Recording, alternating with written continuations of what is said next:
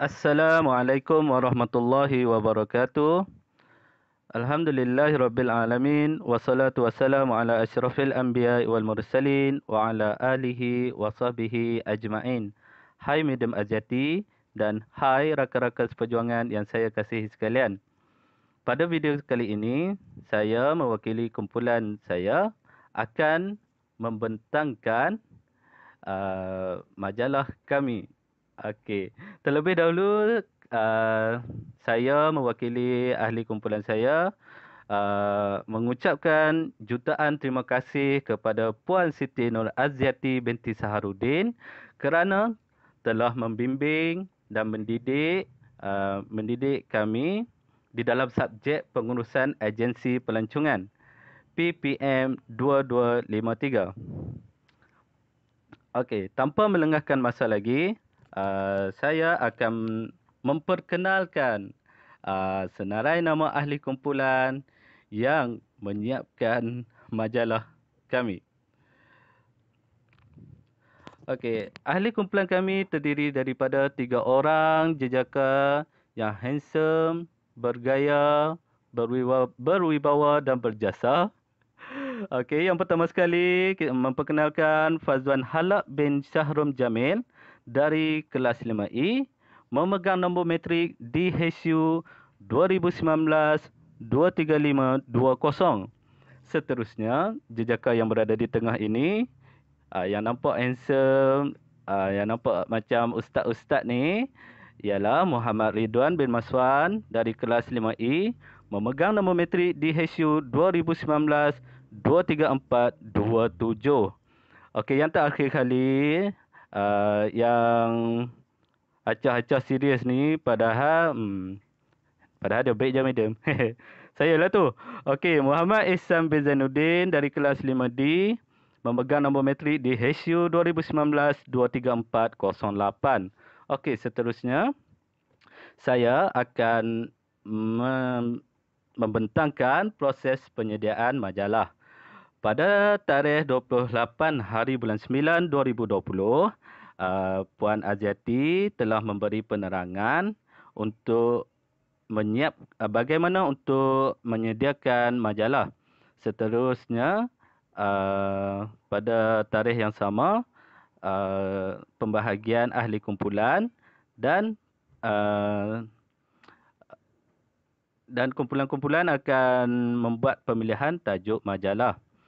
Okey, pada 2 hari bulan 10 2020, sesi perbincangan bersama ahli kumpulan berkenaan dengan tema dan judul majalah. Pada tarikh ini, saya dan juga ahli kumpulan saya iaitu Fazwan dan juga Ridwan telah berbincang untuk mendapatkan tajuk yang sesuai untuk dijadikan majalah. Setelah bincang,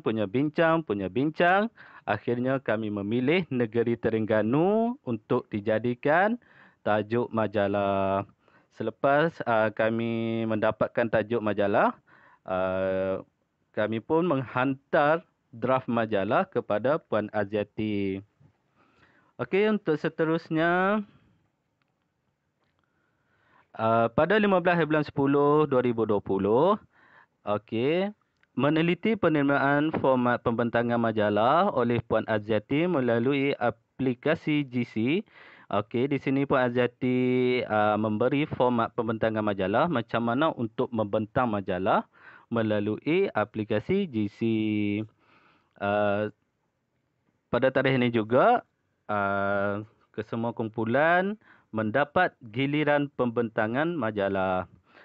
Okey, pada 19 hari bulan 10 2020, kesemua kumpulan memulakan proses pengumpulan maklumat dan idea untuk majalah setelah pensyarah Puan Aziati memaklumkan kaedah pembentangan majalah. Pada tarikh inilah, saya dan ahli kumpulan saya mencari segala maklumat melalui pencapaian internet. Kami pun menanya Atuk Google lah, sebab Atuk Google ni memang banyak maklumat, dan juga mencari maklumat di kedai-kedai buku, di kedai-kedai buku dan yang lain-lain lagi lah. Okey.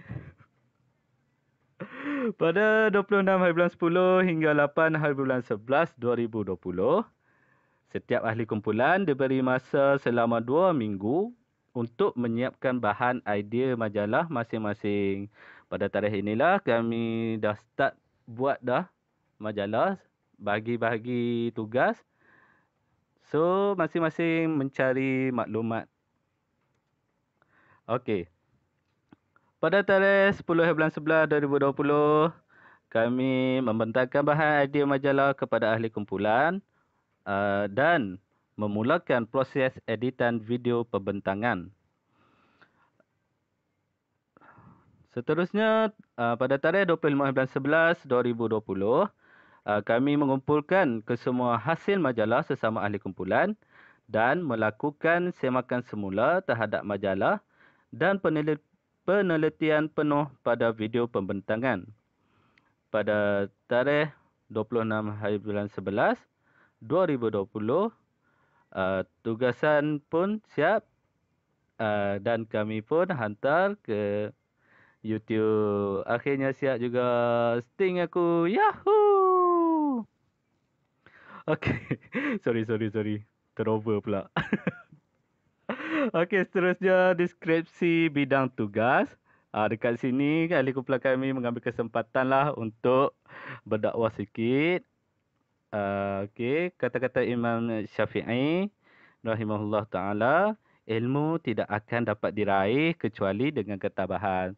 So guys, pesan pada diri saya dan pada rakan-rakan sekalian, bertabahlah ya dalam menuntut ilmu.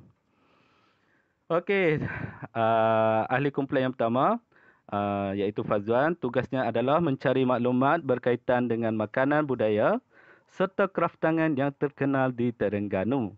Kemudian Fazwan juga membantu memberi cadangan kepada ahli kumpulan sekiranya berlaku kerumitan. Ahli kumpulan yang seterusnya iaitu Ridwan bertugas untuk membantu ahli kumpulan untuk melakukan pencarian maklumat. Di samping itu, Ridwan juga menyediakan maklumat berkaitan tempat penginapan, tempat menarik di Terengganu dan penutup.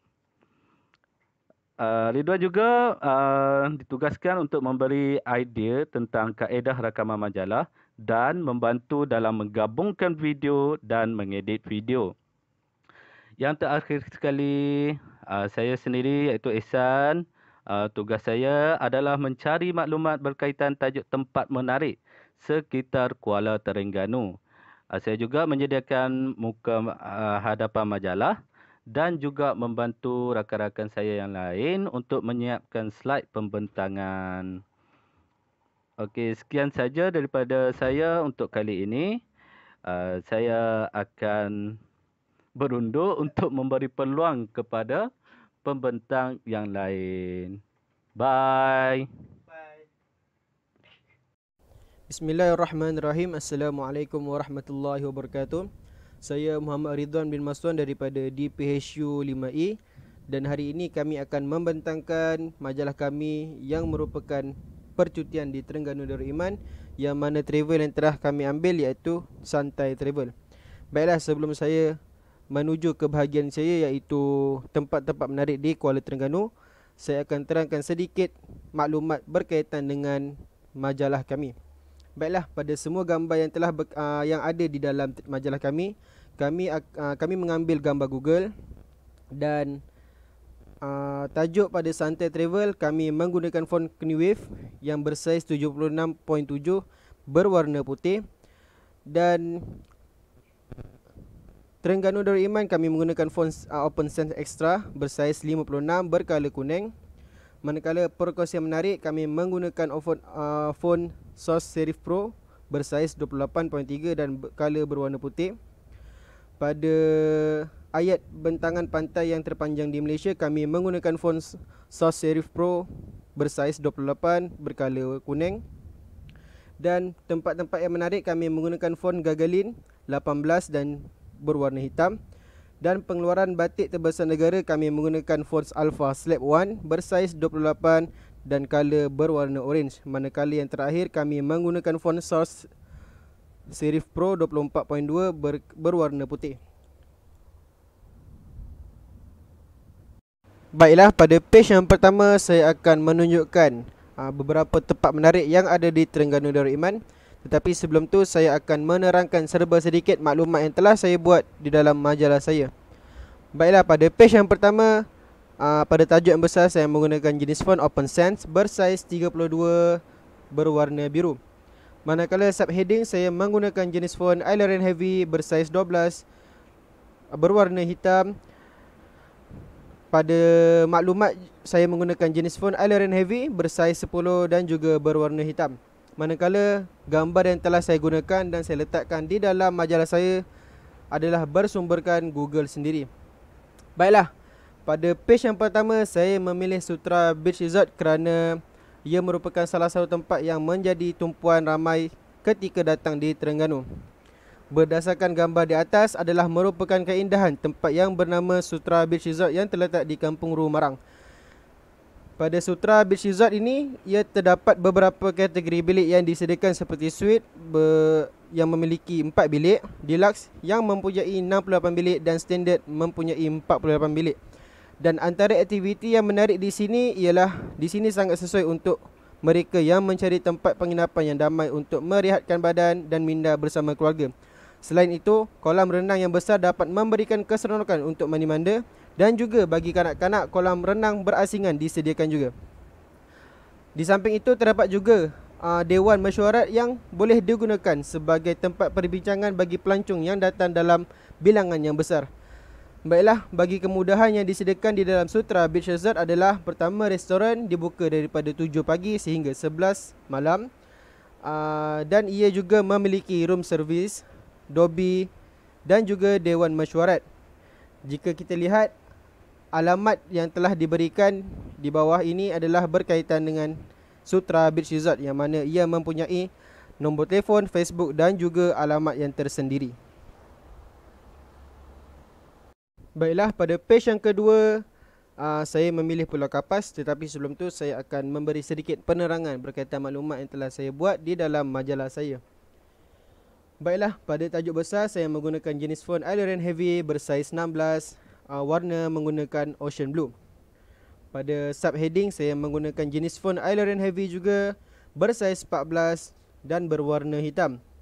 Manakala maklumat saya menggunakan jenis font Open Sans Light bersaiz 12 dan juga berwarna hitam. Dan segala sumber gambar yang saya gunakan di dalam majalah saya adalah bersumberkan Google sendiri. Baiklah, kita terus pergi kepada tempat menarik yang kedua, iaitu di Pulau Kapas. Kenapa saya memilih Pulau Kapas? Kerana terdapat beberapa maklumat dan aktiviti yang dapat menarik perhatian para pengunjung untuk datang ke Pulau Kapas.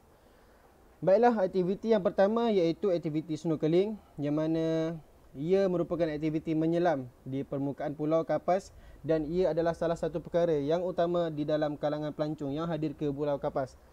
Terumbu karang di sini adalah hidup secara bebas dan merupakan perkara yang sangat baik di kawasan Pulau Kapas. Namun apabila para pelancong ingin berenang di sini, akan ada jaket keselamatan yang perlu disewa, berkemungkinan untuk menjaga dan melindungi terumbu karang daripada kerosakan.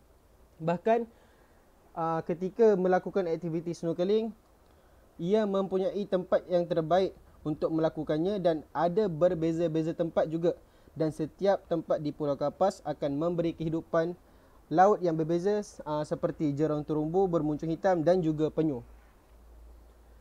Baiklah, aktiviti yang kedua pula saya memilih aktiviti hiking di Bukit Singa kerana di sini terdapat satu perkara yang menyeronokkan bagi pengunjung yang menyukai aktiviti lasak, kerana di sinilah para pelancong dapat melakukan aktiviti jungle trekking atau hiking di Bukit Singa. Dan ia juga merupakan salah satu perkara yang menyeronokkan kerana para pengunjung akan dapat merasai keindahan pulau yang dikelilingi oleh laut dan keindahan alam flora dan fauna. Baiklah, aktiviti yang ketiga, saya memilih aktiviti berkayak kerana ia merupakan antara perkara yang juga menarik adalah para pelancong akan dapat merasai aktiviti berkayak kerana Pulau Kapas merupakan salah satu atau sebahagian daripada Taman Negara Marin Jadi untuk aktiviti itu, para pelancong boleh menyewa jaket keselamatan dan segala peralatan seperti kayak dan juga beberapa lain lagi boleh disewa di Kapas Coral Beach, yang mana ia merupakan salah satu tempat yang para pengunjung boleh ke sana dan mengambil barang-barang tersebut untuk disewakan dan boleh melakukan aktiviti berkayak di kawasan Pulau Kapas itu sendiri. Pada page yang kedua ini, saya ingin menerangkan beberapa maklumat yang telah saya buat sebelum saya pergi kepada tempat yang telah saya pilih. Pada page yang kedua ini, saya menggunakan, pada tajuknya saya menggunakan jenis font Iron Heavy yang bersaiz 72 dan warna yang saya gunakan iaitu warna hitam. Manakala subheading saya menggunakan Open Sans yang bersaiz 28 dan juga berwarna hitam. Maklumat pada setiap tempat ini saya menggunakan Open Sans Lite yang bersaiz 24 dan juga berwarna hitam, dan segala gambar yang saya gunakan seperti mana page yang pertama iaitu sumber daripada Google sendiri. Baiklah, pada page yang kedua ini saya memilih Tasik Kenyir kerana secara umumnya kita tahu yang Tasik Kenyir ini merupakan salah satu tasik terbesar yang pernah dibina oleh manusia sendiri untuk menjana kuasa elektrik di Asia Tenggara. Tasik ini mempunyai keluasan seluas 260 km persegi dan mengandungi 340 pulau kecil. Di dalam 340 pulau kecil ini terdirinya beberapa tempat yang menarik yang boleh dikunjungi oleh pengunjung yang turun ke Tasik Kenyir. Antara tempat pertama yang telah saya ambil iaitu Santuari Kelah, yang mana ia merupakan salah satu tempat yang sering kali dikunjungi pelancong dari segala tempat, tidak kira pelancong tempatan ataupun pelancong luar negara. Dan keistimewaan yang ada di Santuari Kelah ialah para pengunjung dapat merasai bermandi-manda bersama beribu-ribu ikan kelah. Kawasan ini terletak di Sungai Petang, kira-kira 45 minit daripada JT Pengkalan Gawi. Setiap pengunjung akan diberikan sedikit penerangan oleh Nature Guard sebelum ke Santuari Kelah. Bahkan di Santuari Kelah, di dalam perjalanan tersebut, para pengunjung dapat merasai perjalanan dengan menggunakan jambatan gantung yang sangat panjang dan juga dapat merasai keindahan alam yang ada di hutan-hutan tersebut. Tempat yang kedua saya pilih iaitu Gua Bewah atau dikenali sebagai Kilang Tahi Kelawar yang menjadikan kawasan gua ini subur. Selain itu, gua ini juga turut menjadi perhatian pihak Universiti Kemajuan Malaysia, Jabatan Muzium Negara dan Arkeologi kerana terdapat beberapa penemuan rangka manusia di zaman Mesolitik serta beberapa penemuan lain seperti serpihan tebikah, kapak batu, sisa makanan seperti tulang haiwan dan cekaran siput sedut. Selain daripada tempat ini menjadi kawasan pelancongan, ia juga menjadi satu tempat kajian yang mana menunjukkan zaman Mesolitik di Terengganu telah wujud pada zaman Mesolitik sendiri. Pada tempat yang ketiga, saya memilih air terjun Lasir, yang kita tahu air terjun Lasir Tasik Kenyir adalah salah satu air terjun yang paling tinggi di Malaysia, dan ketinggian air terjun Lasir ini adalah 500 kaki dan mempunyai dasar bentuk yang agak berbahaya.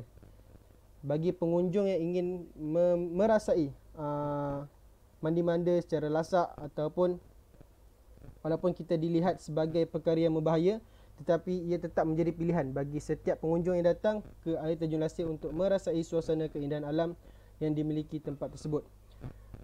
Tempat yang terakhir di Tasik Kenyir ini, saya memilih Taman Herba Tasik Kenyir. Kenapa? Ini kerana Taman Herba Tasik Kenyir terletak di Pulau Sah kecil, iaitu kira-kira 10 minit daripada JT Pengkalan Gawi. Dan di Taman Herba Tasik Kenyir ini terdapat lebih daripada 200 jenis pokok herba tradisional seperti tokak ali, kacik Fatimah, misai kucing dan lain-lain. Bahkan setiap pengunjung boleh melihat pelbagai jenis tumbuhan herba dan boleh mengetahui fungsi dan tujuan perubatan tradisional. Assalamualaikum, salam sejahtera. Awal bismillah, pembuka kata. Ini bukan satu mantra, hanya pantun semata-mata. Acia, acia, acia. Hai madam, hai kawan-kawan semua. Nama saya Muhammad Ihsan bin Zainuddin. Pada video kali ini saya akan membentangkan hasil tugasan saya yang saya buat di Kuala Terengganu. Okey, Kuala Terengganu ni memang tempat yang sangat menarik. Kalau kita pergi melancong ke negeri Terengganu, kalau tak pergi ke Kuala Terengganu, maka tak berapa sempurnalah kita punya pelancongan. Okey. Kita start satu-satu Okey, untuk majalah Kuala Terengganu ni, saya untuk tulisan Kuala Terengganu saya menggunakan font Lead Gothic saiz 56.5, color grey, iaitu color kelabu. Backgroundnya pula saya memilih warna putih saja sebab saya nak bagi simple, tak nampak serabut, karapoleh sangat. Seterusnya gambar-gambar yang saya letakkan di dalam majalah saya mengambil dari sumber patut Google lah. Google ni memang semua gambar ada.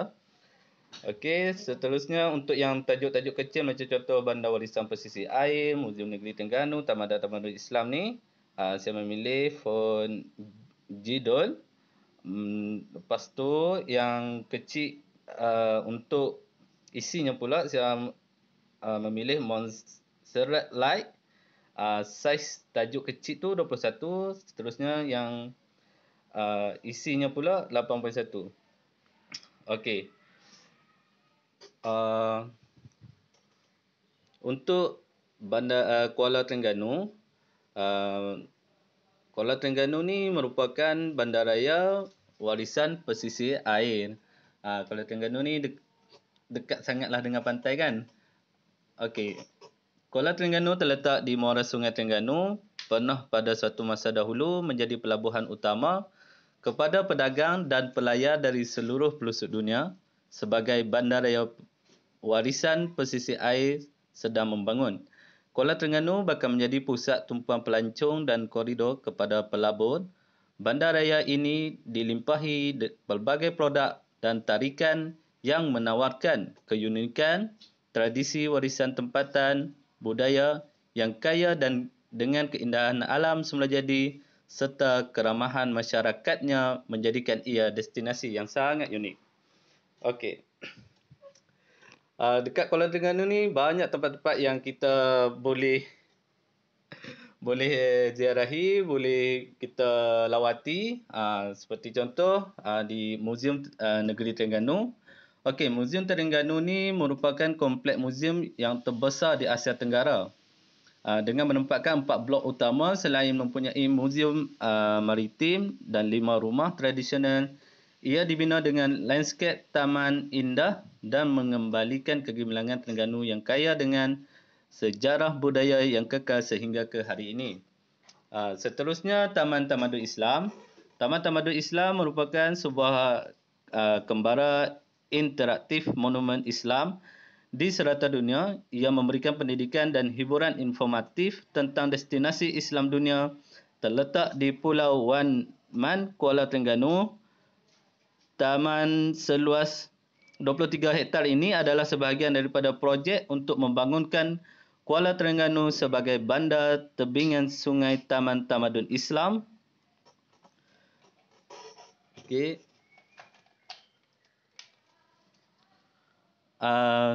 Sorry, ada gangguan teknikal. Okey, Taman Tamadun Islam ni banyaklah replika-replika masjid di seluruh dunia. Macam dulu saya pernah pergi Taman Tamadun Islam ni, memang sangat luas. Memang sangat sesuai untuk dijadikan kawasan untuk kita melancong dan menambah ilmu pengetahuan.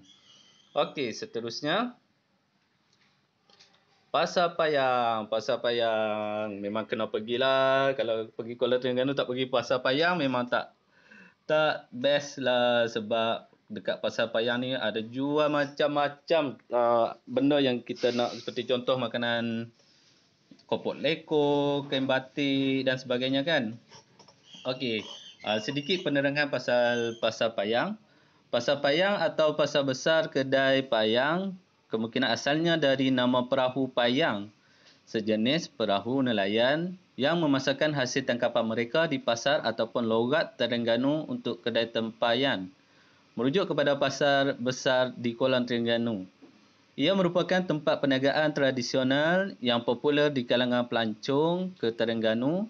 Pasar payang terdiri daripada bangunan kompleks 2 tingkat. Ada 2 tingkat, bahagian bawah dan bahagian atas. Di bahagian bawahnya terdapat gerai basah dan gerai menjual pelbagai kuih muih. Di bahagian atasnya pula ada menjual pelbagai barangan. Ia terletak berhampiran dengan jeti Syah Bandar dan merupakan tempat persinggahan pelancong yang hendak menaiki bot ke pulau-pulau berhampiran. Pasar Kedai Payang terletak di Bandar Kuala Terengganu, betul-betul menghadap Laut Cina Selatan yang merupakan tumpuan para pelancong datang ke Kuala Terengganu. So, memang kawasan dia sangat menarik. Tepi pasar payang tu pula ada laut. So lepas beli belah, kalau kita beli belah, beli kopok leko, bolehlah lepak kat tepi pantai sambil makan kopok leko. Lepas tu kita dengar pula lagu Kolej Baitul Mal Kuala Lumpur kan. Memang feeling habis. Okey, seterusnya perkampungan Cina. Kampung Cina Kuala Terengganu telah berusia lebih 300 tahun dan pernah menjadi tempat tinggal pedagang dari selatan Cina. Kawasan ini menempatkan kedai lama yang kini telah banyak diubah suai untuk menjadi restoran, kafe dan rumah tumpangan dengan ciri moden. Generasi baru penduduk di asal kawasan kampung ini kini dikenali sebagai peranakan. Kampung Cina berdiri daripada deretan kedai lama dari Pasar Besar Kedai sehingga pintu gerbang Naga Hotel Seri Malaysia menampilkan kebudayaan peranakan dengan lorong-lorong yang dilukiskan dengan graviti dan seni moden. Okey, seterusnya Kota Lama Duyung. Maafkan saya. Seterusnya Bukit Puteri.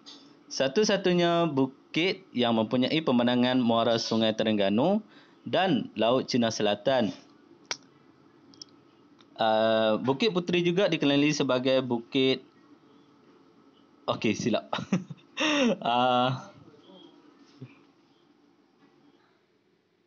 Okey, maafkan saya. Bukit Puteri, satu-satunya bukit yang mempunyai pemandangan muara Sungai Terengganu dan Laut Cina Selatan. Dikenali juga sebagai Bukit Puteri sejak kurun ke-16. Terdapat pelbagai tarikan sejarah di atas bukit yang pernah menjadi kubu pertahanan daripada musuh yang datang dari arah laut. Terdapat sebuah loceng besar yang dipanggil Genta, digunakan untuk mengumumkan sebarang kecemasan atau sebarang majlis diraja dengan ketukan nada berbeza kepada penduduk sekitar. Terdapat juga meriam, tiang bendera rumah api, perkuburan lama dan peninggalan kubur di sini.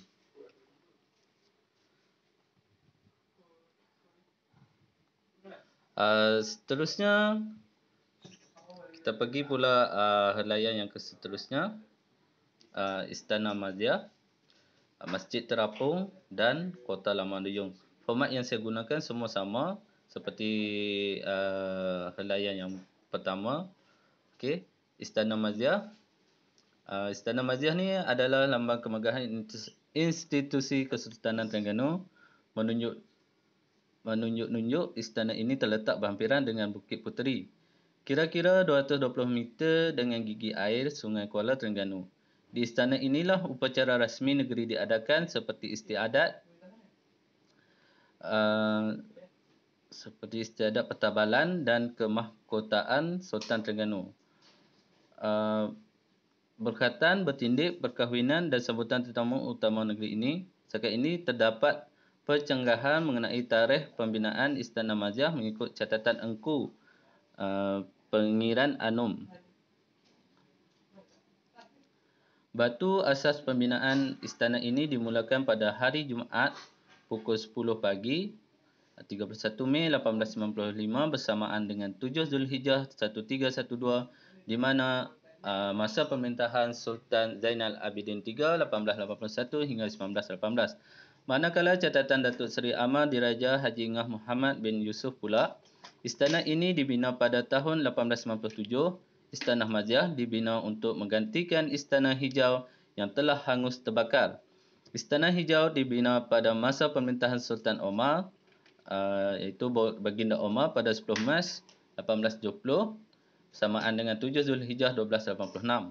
Tokoh yang diberi tanggungjawab sebagai pengurus pembinaan dan jurutera Istana Mazyah ialah Tengku Cik Abu Bakar.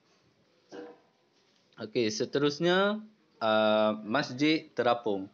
Masjid Terapung merupakan Masjid Tengku Tengah Zaharah atau lebih mesra dikenali sebagai Masjid Terapung.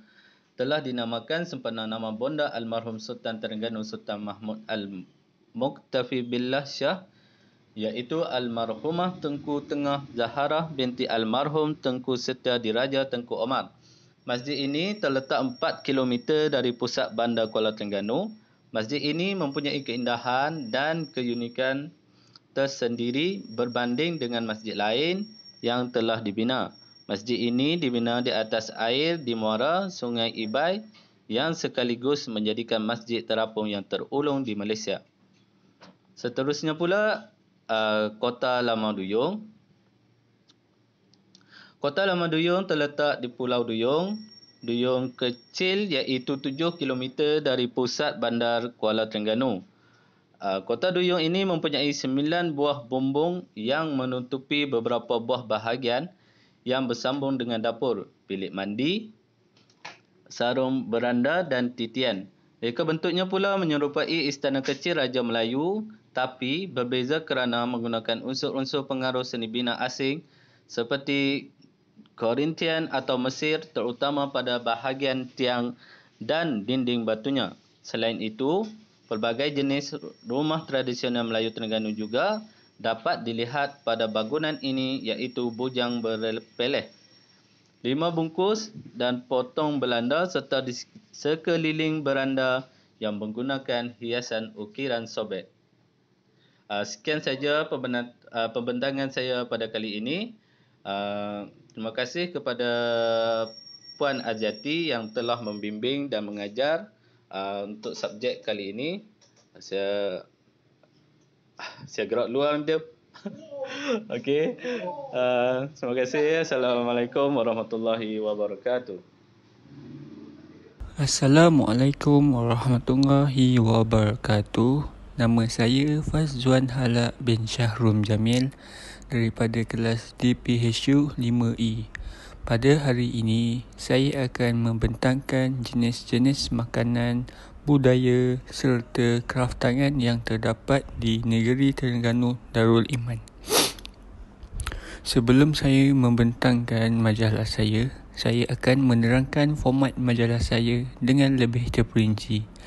Jadi pada lampiran pertama ini, saya menggunakan aplikasi Canva kerana di dalam aplikasi tersebut, saya dapat membuat pelbagai kreativiti saya sendiri serta dapat hasilkan sesebuah majalah yang berkualiti. Seterusnya, antara jenis-jenis tulisan antaranya seperti makanan tradisi Terengganu. Subtopik, saya menggunakan font Grand Hotel saiz 62.4 color merah. Untuk gambar pula, saya mengambil daripada Google dan sumber penerangan saya menggunakan font Laura saiz 19.91 color biru laut. Baiklah, kenapa saya memilih makanan tradisi Terengganu? Masakan di negeri Terengganu kelihatan tidak begitu menonjol. Hanya yang diperkatakan orang adalah keindahan pulau-pulau dan tasiknya yang banyak. Pelancong selalunya melangkaui destinasi di daratan hanya yang berminat kepada tarikan pantai dan pulau, namun mereka sebenarnya terlepas peluang merasai keenakan masakan dan makanan tradisional di negeri Terengganu ini. Kepelbagaian jenis masakan dan makanan tradisional yang boleh diperoleh dengan mudah. Masakan Terengganu terkenal dengan bahan-bahan segar dari laut. Penggunaan rempah ratus yang pelbagai, rasa yang unik dan sudah semestinya penggunaan santan kelapa. Seterusnya, untuk jenis-jenis kuih di Terengganu, saya menggunakan font Ligotti saiz 51.9 berkala putih untuk jenis-jenis kuih Terengganu. Untuk penerangan, saya menggunakan font Godol Montserrat Light berwarna putih dan bersaiz 19.90. Untuk gambar, saya menggunakan tangkapan sebenar dan mengambil daripada Google. Dan background saya menggunakan hitam pudar. Kenapakah masyarakat Terengganu sememangnya kreatif dalam bidang masakan? Memandangkan stok ikan yang mudah didapati negeri ini, maka banyak hidangan yang menggunakan ikan terhasil untuk dipasarkan. Seterusnya, ini antara kuih yang popular dan sukar didapati di tempatan Semenanjung kerana pembuatannya yang agak remeh dan unik. Sata juga antara makanan ringan yang diperbuat daripada isi ikan. Antara isi ikannya adalah ikan tongkol. Ia merupakan masakan istimewa Terengganu. Berikutnya, nangang atau dikenali sebagai kuih bakar. Namun, kuih bakar ini dimasak dalam acuan yang lebih besar. Terdapat beberapa jenis kuih bakar seperti telur, kacang, beras dan pandan. Bagi kuih bakar yang berwarna hijau, ia lebih dikenali sebagai kuih nangang yang terdapat di sekitar Terengganu. Seterusnya, untuk lampiran ketiga, saya menggunakan font League Spartan saiz 94.12 berwarna 12 untuk seni tarikan dan budaya di Terengganu. Untuk gambar pula, saya mengambil daripada Google. Background adalah berwarna putih dan berwarna kelabu pekat. Untuk batik yang berwarna merah kecil ini, saya menggunakan font Arial saiz 34 untuk batik dan penterjemahannya 19.9 berwarna merah.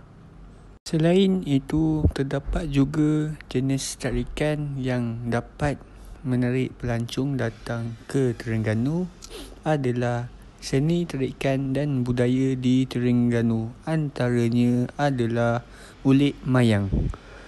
Pengenalan, ulik mayang ianya merupakan satu tarian yang terkenal di negeri Terengganu kerana kaitannya dengan alam mistik.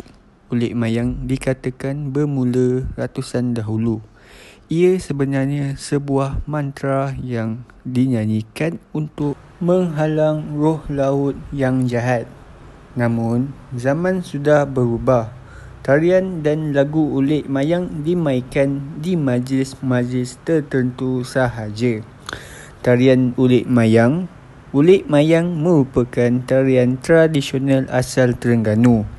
Menurut legenda, sekumpulan nelayan mengalami ribut dan salah seorang daripada mereka dirasuk oleh roh jahat tersebut.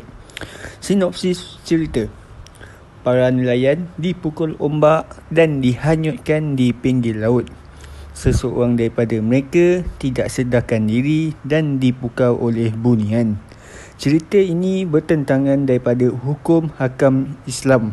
Selain itu, terdapat juga tarikan yang dapat menarik pelancong luar, terutama sekali pelancong daripada luar negara. Antaranya adalah batik. Batik adalah orang yang berseni melukis reka bentuk batik, biasanya menggambarkan bunga, lanskap dan motif geometri alam unik di Terengganu seperti pakaian, kain pelikat, songkok dan tikar sebagainya. Seterusnya, untuk lampiran akhir, saya menggunakan sama seperti seni tarikan budaya, tetapi untuk kraft tangan saya menggunakan saiz 86 dan berukuran 23.4 untuk penerangan. Berwarna putih, gambar daripada Google dan background berwarna putih dan kelabu. Dan kenapakah barangan kraft tangan ini masyhur di negeri-negeri pantai timur? Kerana pada zaman dahulu barang tembaga ini menjadi kegunaan orang tua-tua dalam masak nasi, dalam perut tembaga, gobeh sirih, tepak sirah, bekas lilin dan kebanyakan setiap rumah orang-orang tua di Terengganu memiliki barang-barang tembaga. Berlainan pula sekarang ini, barang tembaga menjadi barang berharga dan menjadi perhiasan di dalam almari-almari kaca.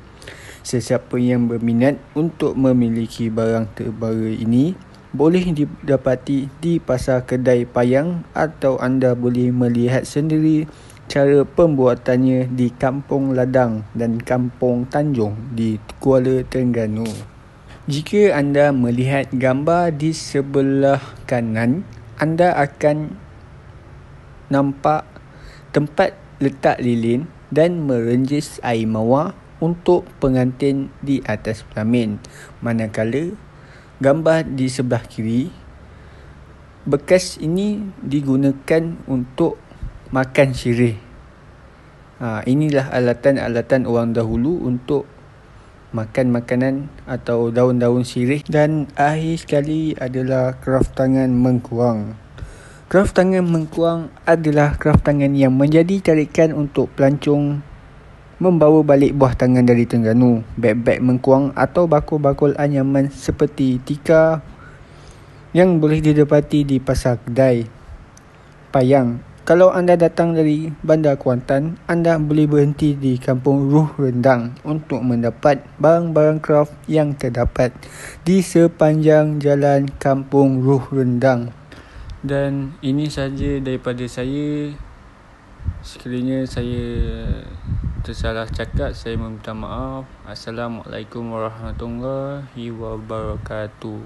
Pada page yang terakhir ini kami akan menerangkan sedikit maklumat ataupun perkara yang telah kami lakukan di dalam page yang terakhir, iaitu penutup. Baiklah, bagi jenis fonts kami menggunakan Abaya Libre regular bersaiz 32 dan juga warna berwarna hitam. Manakala isi bagi penutup kami menggunakan jenis font Open Sans Light bersaiz 18 dan juga berwarna hitam. Manakala sumber gambar kami mengambil daripada Google itu sendiri. Baiklah, bagi penutup majalah kami, jika kita lihat terlalu banyak tempat yang menarik yang ada di negeri Terengganu, bahkan banyak lagi tempat yang menjadi syurga kepada pengunjung yang menginginkan percutian yang menyeronokkan. Bahkan di Terengganu bukan saja tempat-tempat yang menarik, tetapi ada lagi seperti makanan, budaya dan juga pemandangan yang indah. Jadi seperti mana yang telah kami bentang dan kami tunjukkan di dalam majalah kami berkaitan dengan percutian di Terengganu, kita dapat lihat banyak perkara yang ada di Terengganu, bahkan tempat-tempat yang kadang-kala masih belum dikunjungi oleh pengunjung.